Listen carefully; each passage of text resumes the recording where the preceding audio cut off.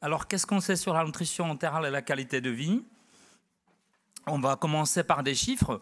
Ça, c'est les chiffres de l'enquête publiée en 2024, notamment par l'équipe Dominique Lescu et Nicolas Danelbuhl, sur la prévalence de la nutrition entérale à domicile. Donc, les chiffres datent de 2019. Et on avait une prévalence de 74 patients par 100 habitants, ce qui faisait, pour le nombre total d'habitants en France, à peu près 37 000 personnes sous nutrition entérale à domicile. Le ratio hommes-femmes était en faveur des hommes, 2 sur 1 si l'âge était inférieur à 60 ans, et augmenté à 3 sur 1 si l'âge était supérieur à 60 ans.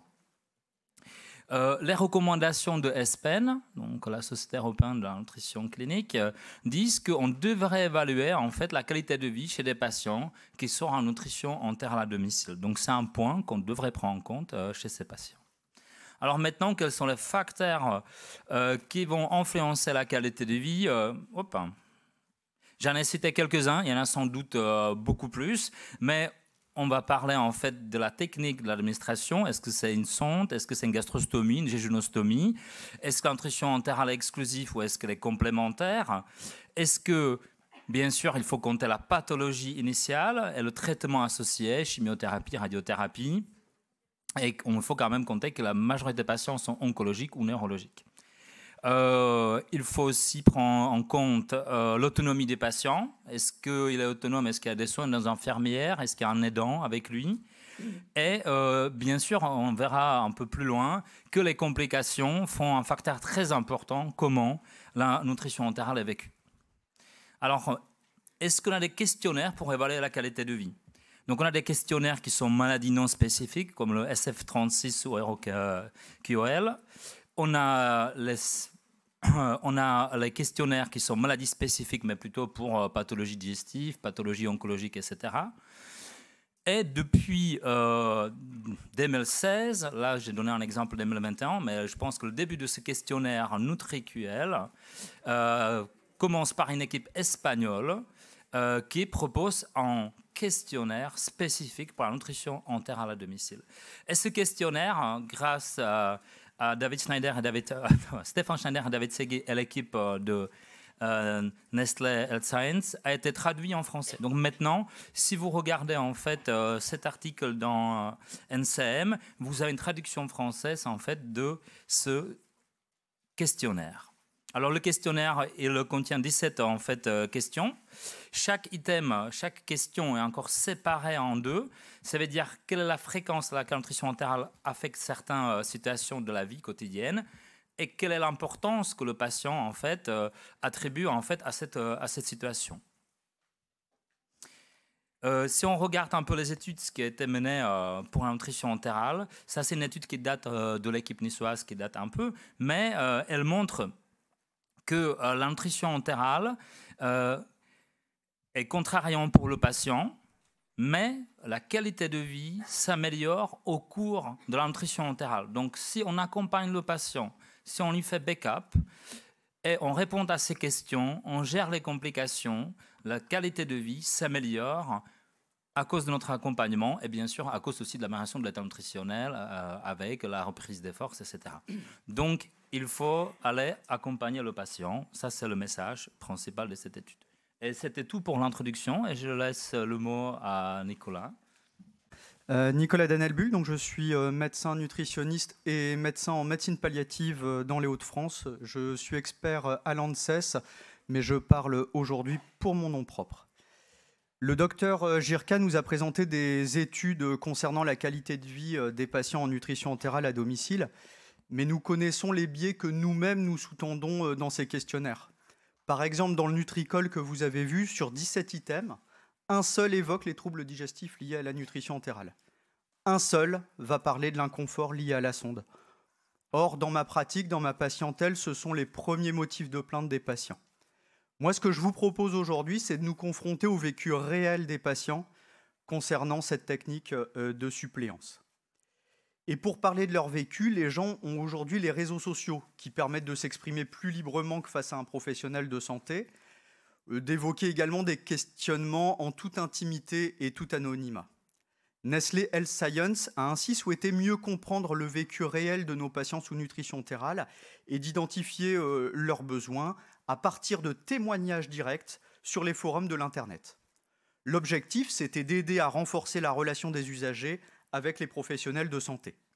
Parce que quand on observe ces photographies qui sont extraites de sites consacrés à la nutrition clinique, on comprend bien que les patients doivent se dire que nous venons de Mars et qu'eux viennent de Vénus. Convenons qu'on peut douter du réalisme de ces images, qui reflètent surtout notre imaginaire à nous, professionnels, sur le bon vécu de la nutrition entérale.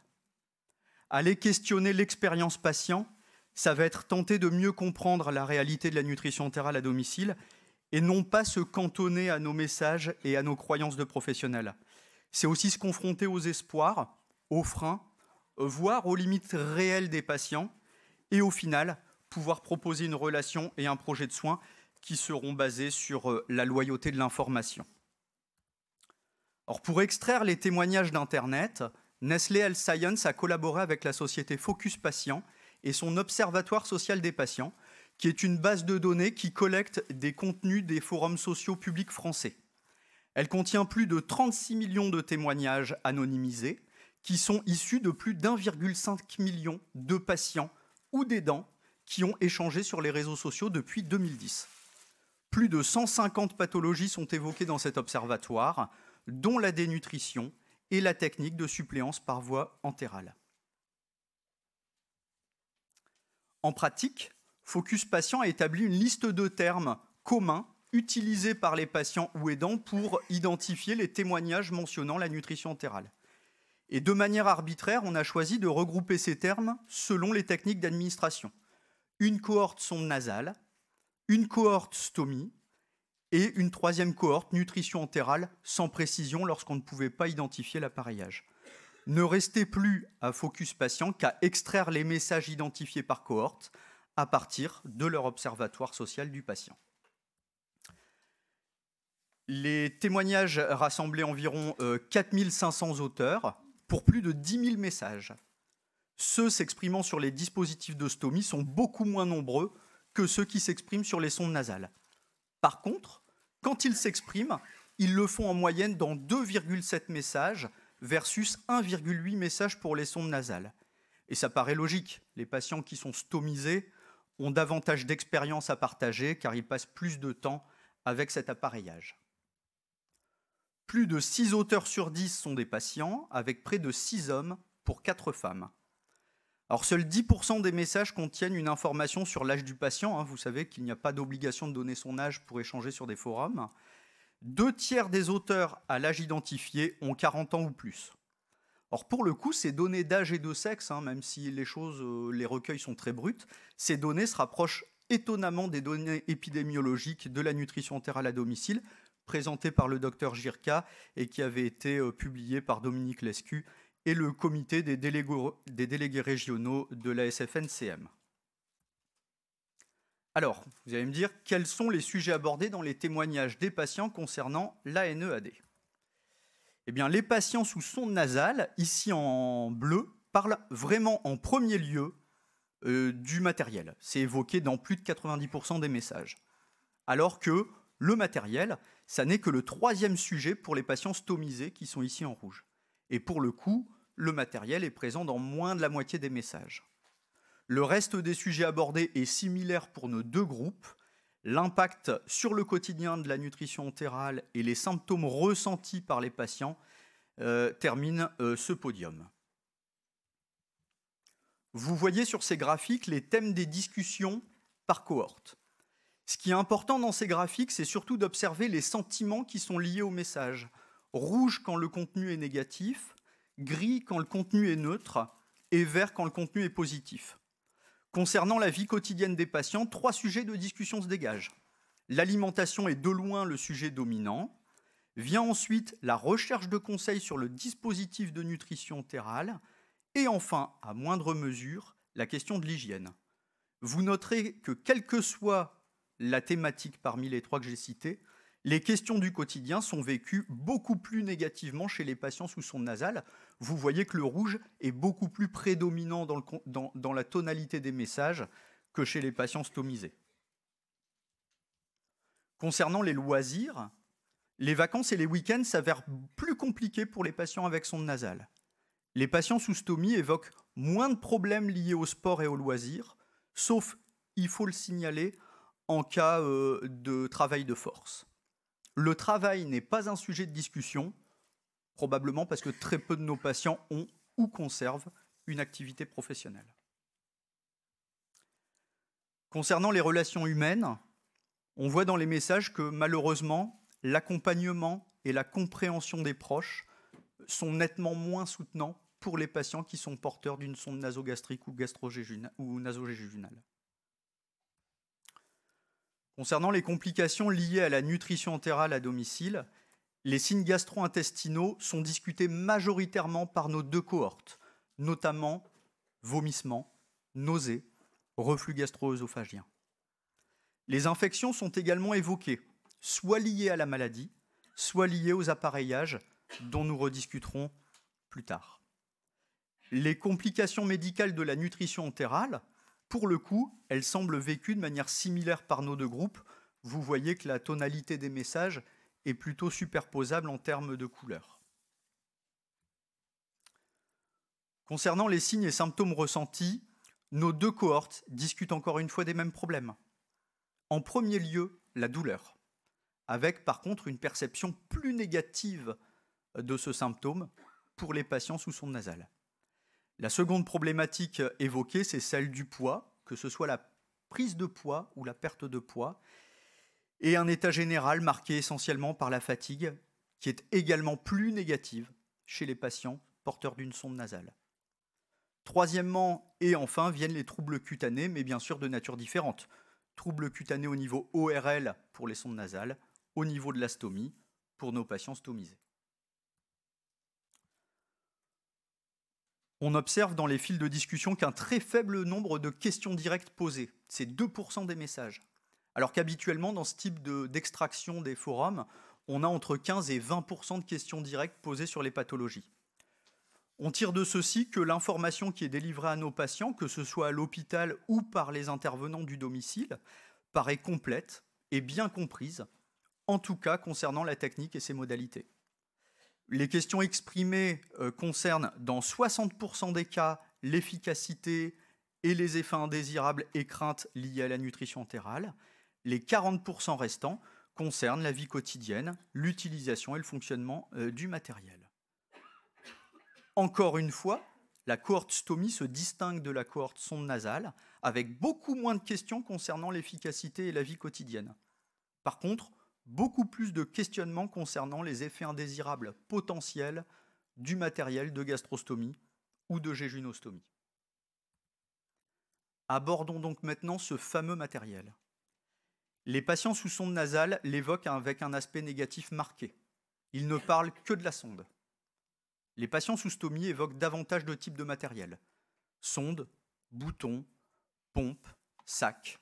Effectivement, concernant l'appareillage de stomie, une plus grande variété de matériel existe et l'expérience de la nutrition entérale à domicile est plus longue. Donc ils sont confrontés et ils utilisent plus de matériel différent.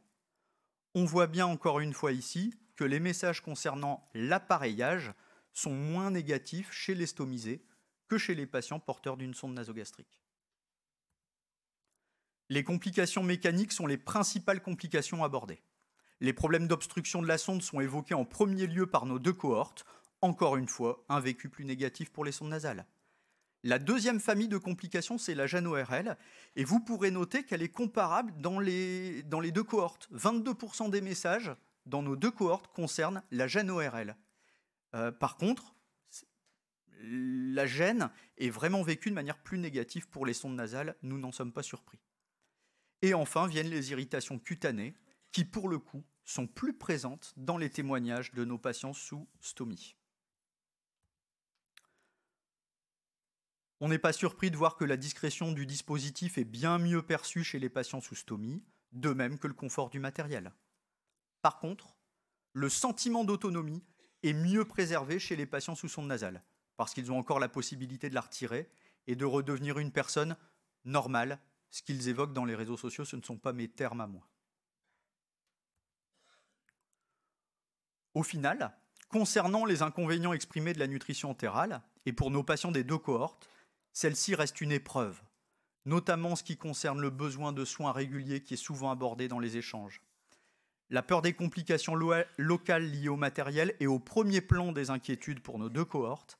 Par contre, la perte d'autonomie et le sentiment de dépendance à la nutrition entérale s'avèrent très peu évoqués dans les échanges. Alors vous voyez représenter ici une cartographie des sentiments. La taille du rectangle, c'est le reflet du nombre de messages. La couleur représente encore une fois la tonalité moyenne des messages concernant le thème. De rouge négatif, vert positif. Le premier sentiment qui est rattaché à la nutrition par sonde nasale, c'est l'espoir qu'elle suscite. Elle est considérée comme supportable, rassurante, et les patients lui font confiance. Elle participe positivement à leur morale. Pour autant, vous voyez qu'elle n'enlève pas la peur, l'inquiétude, l'angoisse, la lassitude et les doutes auxquels les patients sont confrontés. Or, la maladie et l'état de santé des patients qui justifient cette technique d'alimentation pourraient expliquer l'expression de ces sentiments négatifs. Pour les patients avec stomie, la cartographie paraît plus positive. Vous voyez qu'on a un peu plus de vert, hein, et il est un peu plus coloré. Avec, encore une fois, de façon très marquée, plus que chez les sondes nasogastriques. Oh, pardon. Voilà. Donc, plus que chez les patients sous sonde nasogastrique, l'espoir est mieux perçu. Comme pour la nutrition par sonde nasale, elle est considérée comme supportable, rassurante, et les patients font confiance à la technique. Elle participe positivement à leur morale. Contrairement à la sonde nasale, vous voyez que l'expression des émotions négatives est moins forte. La peur, l'inquiétude, l'angoisse, la lassitude, le doute sont également présents, mais de manière beaucoup plus nuancée. La nutrition entérale par sonde nasale demeure un problème pour les patients. C'est un marqueur d'état de santé dégradé, et la mention du décès dans nos 2 cohortes en témoigne. Pour autant, il faut le répéter, les patients lui reconnaissent des résultats positifs en termes d'amélioration, d'efficacité, de soulagement et de stabilité. Ces résultats semblent vécus de manière plus positive, encore une fois, chez nos patients stomisés. Au final, on constate dans ces témoignages un ressenti très différent de la nutrition entérale selon que le patient est porteur d'une sonde nasale ou d'une stomie. Pour les porteurs de sonde nasale, le matériel est de loin le premier sujet de discussion, avec plus de messages négatifs. Les stomisés semblent vivre avec un matériel moins gênant au quotidien et dans les loisirs. Et les craintes qu'ils expriment quant au matériel dans les messages tendent à être potentielles plus que réelles. Les témoignages concernant la vie quotidienne sont tous vécus de manière plus négative chez les patients avec sonde nasale, que ce soit l'alimentation orale, les loisirs, la discrétion du matériel ou l'hygiène. Il est à signaler que seule l'autonomie est mieux perçue chez les patients porteurs d'une sonde nasale, de par son caractère réversible qui est plus compréhensible pour le patient. Concernant l'état thymique, l'état émotionnel est balancé entre espoir et peur. Mais chez les stomisés, l'espoir semble prendre le pas sur la peur, alors que chez les patients sous sonde nasale, le tableau est plus nuancé et gris.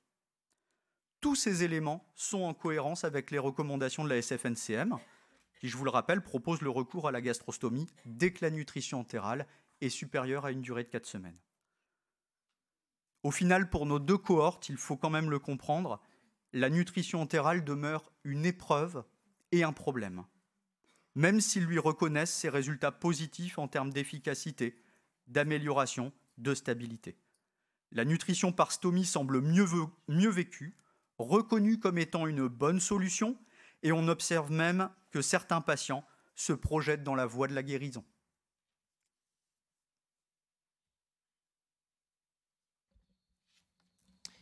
Merci.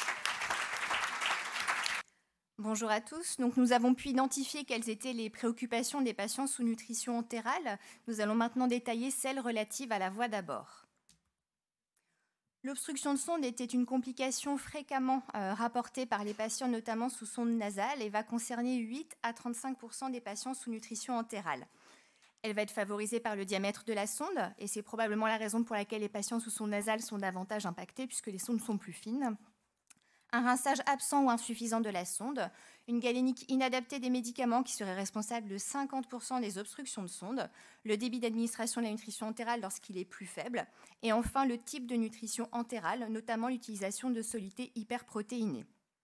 Les données sont plus discordantes sur l'effet de la viscosité et des fibres. La prise en charge va reposer sur une désobstruction à l'eau tiède, de par sa disponibilité, son efficacité, son innocuité. L'utilisation de cola et cranberry ne sont pas recommandées par manque d'efficacité, bien que l'effet du cola semble supérieur au jus de cranberry, avec des résultats plus variables sur l'utilisation de papaïne et d'enzymes pancréatiques. En cas d'échec de désobstruction, il conviendra de remplacer la sonde d'alimentation, mais dans tous les cas, ne jamais utiliser de mandrin pour la désobstruer. Des moyens de prévention existent pour éviter l'obstruction de sonde, notamment de bien rincer la sonde avant et après l'administration de la nutrition entérale, adapter la galénique des médicaments si possible en privilégiant une forme liquide, sinon, après avis d'un pharmacien, piler les médicaments, les diluer et les administrer séparément en veillant à bien rincer avec 5 à 10 ml d'eau entre chaque administration, ce qui est en pratique assez peu fait. On va ensuite avancer sur les douleurs liées à la sonde. On a vu que c'était une complication plus défavorablement rapportée par les patients sous sonde nasale. Dans la littérature, on voit par contre qu'une semaine après la pose de la sonde, c'était davantage les patients gastrostomisés qui présentaient des douleurs. Un petit peu plus à distance, à 6 semaines de la pose de la sonde, il n'y avait cette fois-ci plus de différences significatives concernant la douleur chez les patients sous sonde nasogastrique par rapport aux patients gastrostomisés. Les troubles cutanés, on l'a vu, étaient une complication fréquemment rapportée par les patients stomisés et les fuites et brûlures cutanées vont concerner 1 à 2% des patients stomisés. Les facteurs favorisants vont être liés à un ballonnet du dispositif qui va être mal gonflé, une collerette qui ne va pas être bien plaquée contre la peau ou un bouton devenu trop long. Ces facteurs vont conduire à une fuite de liquide digestif par l'orifice de gastrostomie qui va être responsable d'une brûlure cutanée étant donné son pH acide.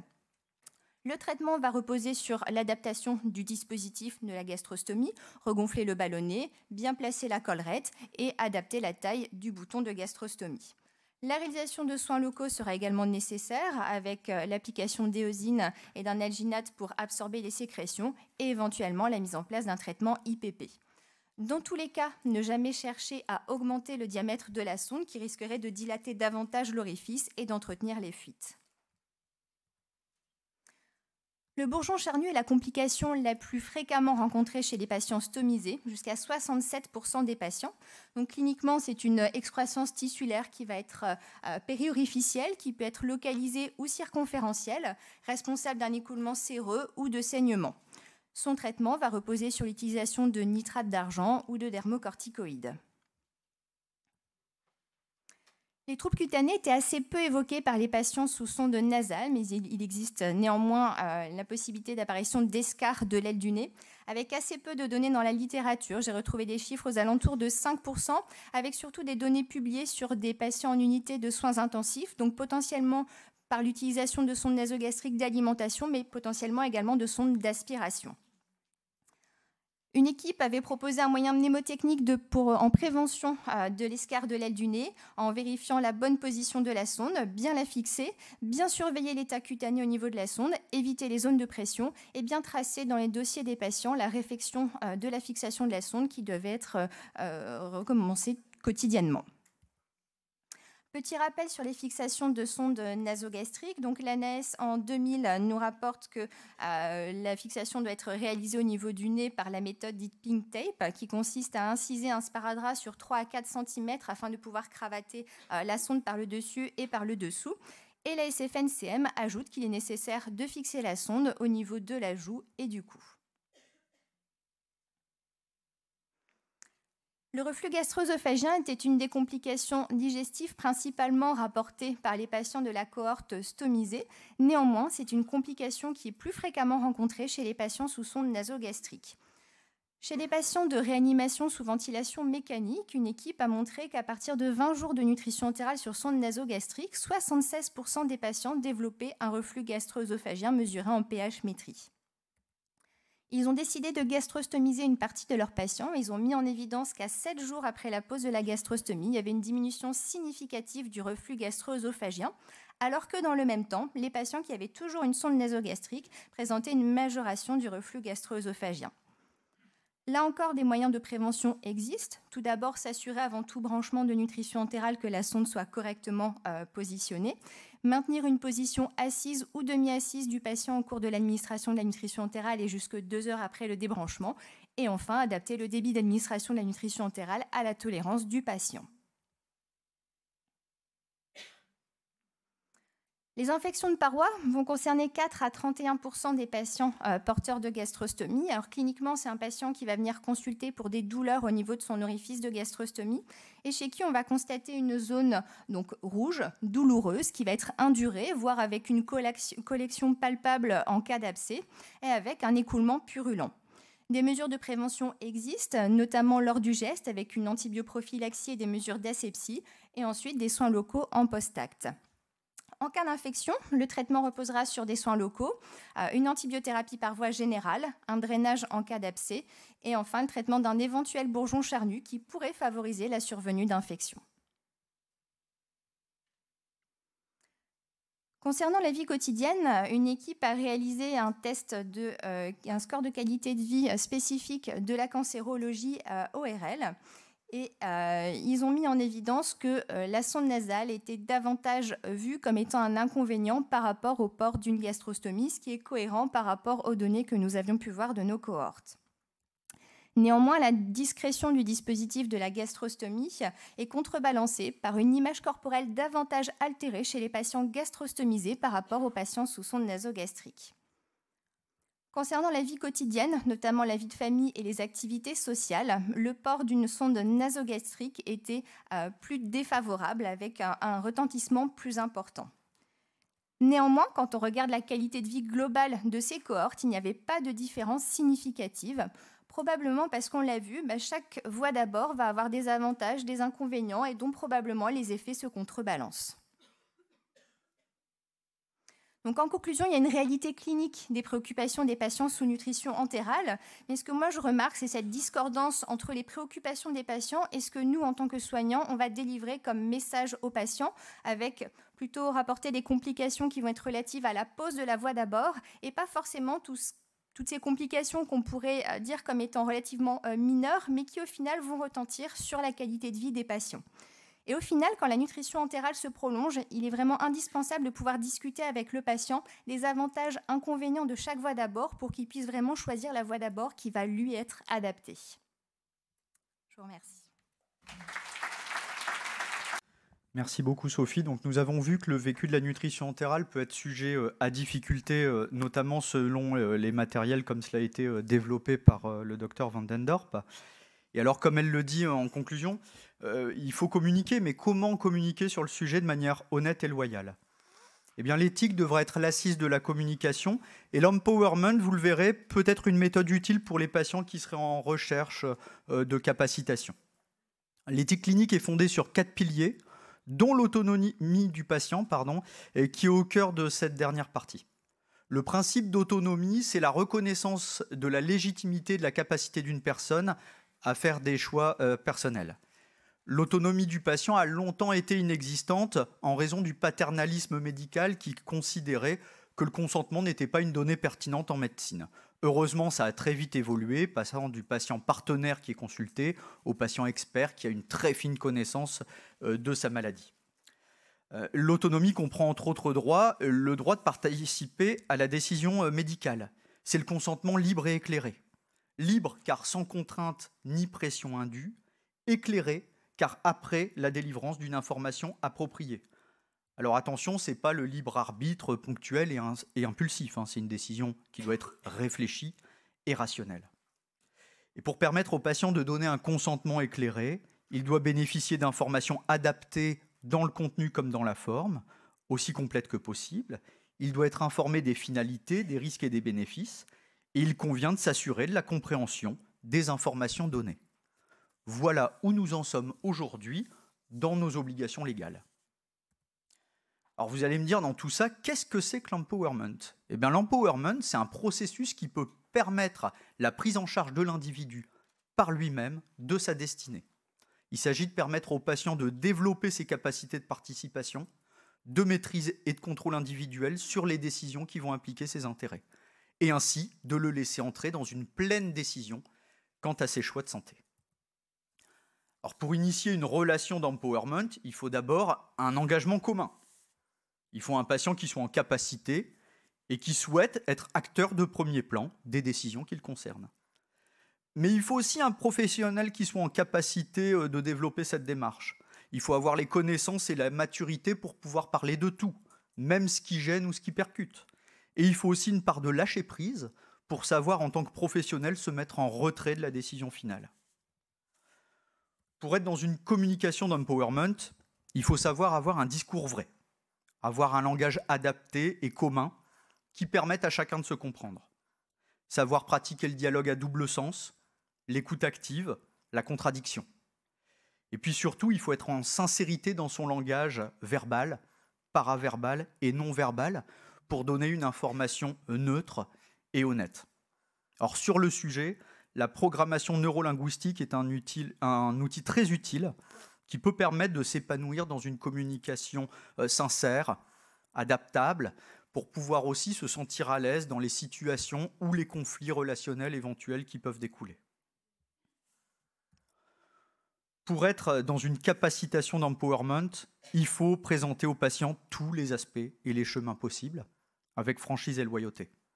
Alors, il faut bien sûr parler des avantages et des bénéfices des techniques de support nutritionnel, ici la nutrition entérale, mais il faut aussi parler des inconvénients et des problèmes. Parce que sinon, le patient à qui on aura vendu que les avantages de notre propre projet aura l'impression d'être seul, anormal, voire nul, quand il fera face à la réalité du vécu. Sur notre sujet, il faut effectivement savoir exprimer que vivre avec une nutrition entérale à domicile, ça n'est pas facile.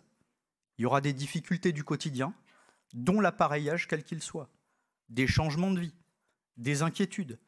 C'est un traitement qui est souvent long, la plupart du temps pérenne. Et une fois ces difficultés soulevées, on peut discuter de l'accompagnement et du compagnonnage pour faire face ensemble, présenter la différence de vécu qui semble émaner selon l'appareillage choisi. Il faut aussi parler de toutes les modalités possibles, pas seulement la nutrition entérale cyclique nocturne dont nous avons tous l'habitude aujourd'hui. On peut faire de la nutrition entérale diurne, on peut faire de la nutrition entérale par gravité, on peut faire de la nutrition à la seringue, on peut faire de la nutrition en real food. Il faut parler des autres prises en charge nutritionnelles existantes, les compléments nutritionnels oraux, la nutrition parentérale, l'abstention thérapeutique. Évoquer les conséquences des différents choix et les assumer. Au final, ouvrir le champ des possibles. Enfin, pour être en relation d'empowerment, il faut se connaître et se reconnaître. Parce qu'en connaissant le parcours de vie, les valeurs et les priorités des gens, on peut mieux appréhender leurs choix. Parce que quand on a cette connaissance, on sort des jugements faciles. Quelles que soient nos valeurs, nos croyances, nos capacités intellectuelles ou nos expériences, il ne faut pas oublier que nous avons chacun notre propre vérité et les choix qui en découlent. En conclusion, l'empowerment du patient, c'est une méthode réflexive parmi d'autres. Elle a la particularité d'aider un groupe à décider d'un chemin, en acceptant de marcher côte à côte, ceci bien sûr tant que le chemin reste praticable pour tout le monde. Il reste d'autres méthodes décisionnelles. Il est normal de maintenir des relations patient-soignant avec une part de dépendance en déséquilibre, voire avec le maintien du paternalisme médical. Docteur, je ne veux rien savoir. Docteur, je vous fais toute confiance, doivent encore être entendus et heureusement à prendre en compte. De manière paradoxale, en conclusion, j'ai envie de vous dire, méfiez-vous du dogme de l'autonomie. On assiste dans notre société à une diabolisation de la dépendance, mais qu'est-ce que c'est que ce processus d'empowerment, si ce n'est la mise en exergue d'une dépendance réciproque entre le soignant et le soigné? Dépendre de l'autre, ça n'est pas un signe de faiblesse, c'est la base du lien social et relationnel. Moi, j'ai envie de vous dire, nous nous parlons aujourd'hui, donc nous sommes déjà dépendants les uns des autres. Donc merci pour votre écoute et merci pour le lien créé ce midi.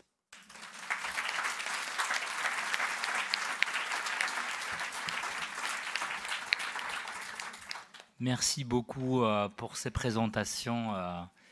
Finalement, ce qui est très important qu'on ait un temps, et on a au moins 10 minutes pour les questions. Et ça, c'est la partie très importante. Parce que tout ce qu'on vous a montré, notamment la deuxième présentation, ça nécessite une discussion, ça nécessite un échange par rapport à votre vécu, vos questions, les retours des patients, comment faire mieux. Donc on est là pour, avec nos experts pour vous répondre et surtout pour discuter en fait ce qu'on vient de présenter. Donc n'hésitez pas à prendre les micros au milieu en fait de la salle ou vous levez la main éventuellement.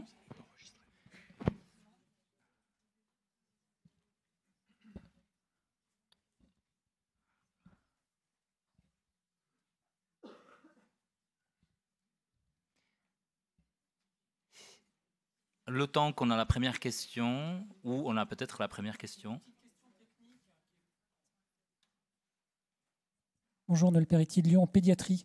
Petite question technique, vous savez, dans les complications que vous abordez, vous n'évoquez pas l'excroissance de muqueuse gastrique par rapport au bourgeon charnu. Comment on peut faire le diagnostic de manière simple et qu'est-ce que vous proposez comme traitement, puisque le nitrate, ça ne marche pas, corticoïde, ça ne marche pas. Alors, ça fonctionne transitoirement. Souvent, alors d'expérience, un patient qui commence à faire un bourgeon charnu, on le traite, il disparaît et il va revenir. Et en fait, on est obligé de les traiter de manière récurrente ou une fois que le patient en a marre, on arrête de le traiter. Mais je n'ai pas de solution efficace, que ce soit avec le nitrate d'argent ou les dermocorticoïdes, ça revient exactement au même. Après, quant au diagnostic, il est clinique. C'est la photo que j'ai montrée tout à l'heure. Et globalement, les gens sont inquiets parce qu'ils disent « Docteur, ça saigne au niveau de la gastrostomie ». Un saignement au niveau d'une gastrostomie, dans 99% des cas, ce serait un bourgeon charnu et c'est extrêmement bénin. Alors, j'ai mal posé ma question. En fait, il y a deux entités histologiques différentes. Il y a le bourgeon charnu et puis il y a de la muqueuse gastrique qui colonise et qui ressort à l'extérieur. Et c'est souvent, c'est un problème qu'on a en pédiatrie assez régulièrement. Alors, je ne sais pas, peut-être c'est moins fréquent chez l'adulte. Oui, donc moi je travaille pour un prestataire de santé publique, hein, donc j'ai plutôt un retour du domicile où on est rarement confronté aux excroissances de muqueuse gastrique, mais uniquement en pédiatrie. J'en ai pas vu, moi, de mon expérience chez l'adulte, beaucoup plus en pédiatrie, pour lequel je n'ai pas de moyen de traitement efficace. Donc si vous avez des... Si vous avez des recettes locales, je suis preneur. Ça ne marche pas au même traitement que le bourgeon. C'est bénin, hein, ça pose pas de souci. Alors moi, je trouve qu'on les reconnaît très facilement à l'œil parce que l'extraction de muqueuse gastrique ressemble énormément à une espèce de surface de brocoli ou de chou-fleur rose très clair. Je trouve que ça n'a pas le même aspect que le bourgeon pour le coup, mais je n'ai pas de traitement. Et je rebondis, d'où le sujet du propos aujourd'hui finalement, parce que moi de mon expérience, je ne sais pas si c'est la vôtre, mais les difficultés locales liées, que ce soit à la sonde nasogastrique ou à la gastrostomie, sont finalement assez fréquentes. C'est une inquiétude majeure des patients et paradoxalement, c'est assez bénin et bien souvent, on n'a pas forcément de réponse sur des difficultés d'appareillage. Ça peut arriver.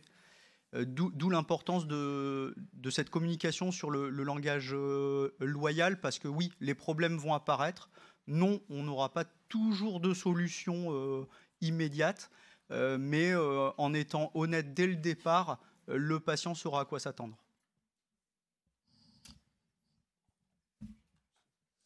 Juste une question sur... enfin, vous avez parlé de la sonde nasogastrique. Est-ce qu'il y a des évaluations sur l'autosondage et justement le ressenti des patients qui s'autosondent à domicile? Nous n'avons pas réussi à extraire des témoignages sur les forums de messages spécifiques sur l'autosondage. J'en profite juste. Est-ce que ceux qui apprennent les patients, en fait, éduquent les patients à faire autosondage, est-ce qu'ils peuvent lever à la main? Est-ce qu'il y en a beaucoup ou pas? Ok, donc c'est pas répandu, ça existe, c'est pas répandu. Je vois le docteur Piloquet qui... Oui, Hugues prépare une Piloquet, question. Nantes. Moi, je suis pédiatre, hein, on ne peut pas être parfait. Bravo pour votre enquête, parce que je pense qu'on a besoin pour la vie au domicile d'un regard croisé, et vous apportez par ces témoignages de patients un éclairage nouveau. Je me demandais si on ne pourrait pas prolonger, parce que je suis toujours étonné par la qualité du retour des prestataires à domicile, et c'est encore un troisième regard qui est peu exploité à mon sens. Merci de votre intervention. Effectivement, on pourrait tout à fait croiser avec un troisième regard. Et ce qui est intéressant vraiment avec ce recueil des réseaux sociaux, alors ça a tous ses défauts, hein, c'est quelque chose de brut, ça ne prend en compte que les gens qui communiquent sur Internet, mais ça a le mérite d'être l'avis Google de la nutrition entérale, si vous voulez. Là, les gens sont complètement anonymes, ils se lâchent, et on a le retour brut de la réalité. Et vous aurez vu que par rapport au questionnaire qu'on peut créer, la réalité peut être somme toute assez différente. Merci bien pour vos interventions. Il y avait 50% d'obstruction de sonde liée, semble-t-il, à la galénique des médicaments peut-être pas adaptés. Ça fait des années que à ce congrès-là, on nous dit qu'il y aura sûrement un registre. C'était Corinne Bouteloup, qui avait commencé ce travail-là. Est-ce que ça aboutit ou pas? Est-ce qu'on peut donner aux infirmières libérales, un site, un endroit où on peut avoir, voilà, pour tel médicament, c'est autorisé d'écraser, de ne pas écraser, d'ouvrir le comprimé, non. Quelle galénique est mieux adaptée? Donc je ne sais pas si Corinne Bouteloup est là avec nous ou elle est partie. Non. Ça fait au moins 10 ans. Regardez, c'est sans doute en fait une chose à aller jusqu'au bout au niveau de la comité de nutrition à domicile. Je suis d'accord avec vous. C'est vrai qu'on a des moyens locaux. Nous, on a un fichier Excel. Peut-être qu'en fait, à 5-6 différents établissements, on pourrait se mettre d'accord sur la concordance en fait, des informations données par nos pharmaciens au niveau local. Donc, je retiens ça et je communiquerai avec nos collègues au niveau de la comité. Je me permets d'enrichir la réponse. Au jour d'aujourd'hui, hein, en l'absence de ce référentiel, le site à consulter, c'est l'Omédite Normandie qui met régulièrement à jour sa base de données, qui est en lien avec les Suisses, qui sont bien en avance sur nous. Donc moi, je me base toujours là-dessus et la base est mise à jour tous les 6 mois. C'est assez sérieux. Il y avait une autre question. Oui, c'est encore une question de pédiatre, pardon. Les freins qu'on a, nous, à la gastrostomie, parfois devenant des parents, pas trop des enfants, c'est la cicatrice qu'elle va laisser. Je ne sais pas si les adultes ont évoqué la cicatrice laissée par la gastrostomie. Non, pas forcément. Ce qui est intéressant, que j'ai des enfants que j'accompagne, jeunes adultes, qui demandent une chirurgie plastique.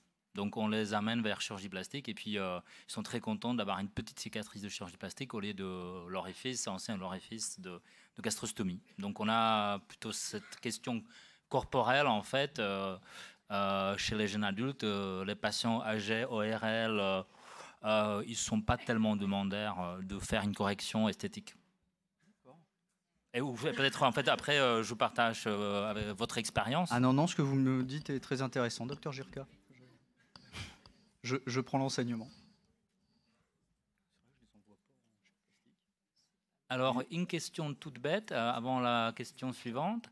Qui est-ce qui demande ou propose en fait un formulaire de qualité de vie à vos patients en nutrition entérale à domicile? Vous levez la main dans la pratique courante. Il y a une personne, 2 personnes. Est-ce que vous pouvez vous lever? Non, je plaisante. Mais alors voilà, donc j'espère qu'aujourd'hui on a peut-être en fait suscité votre intérêt à cette question. Et on le fait toujours à la constatation. On va quand même passer le temps à demander les complications, la tolérance. Mais je pense qu'en fait, on peut avoir surpris, on peut systématiser en fait ce point-là. Et pourquoi pas en fait demander les prestataires de services de rajouter en fait à leur compte rendu régulier également en questionnaire sur la qualité de vie. Après lequel choisir, il y avait des doutes sur le Nutrical, mais bon, c'est le plus... C'est le plus reconnu et celui qu'il faut utiliser. Hein. Voilà. Alors, est-ce qu'il y a encore des questions? Allô? Oui, c'était juste une petite précision par rapport à la question sur les médicaments. Je suis pharmacien. Et je vous confirme qu'effectivement, la seule liste officielle à l'heure actuelle qui est faite par la Société française de pharmacie clinique, c'est celle que vous avez nommée de la Lomédite Normandie. Donc c'est officiellement celle qu'on utilise nous. Merci pour le commentaire. Merci.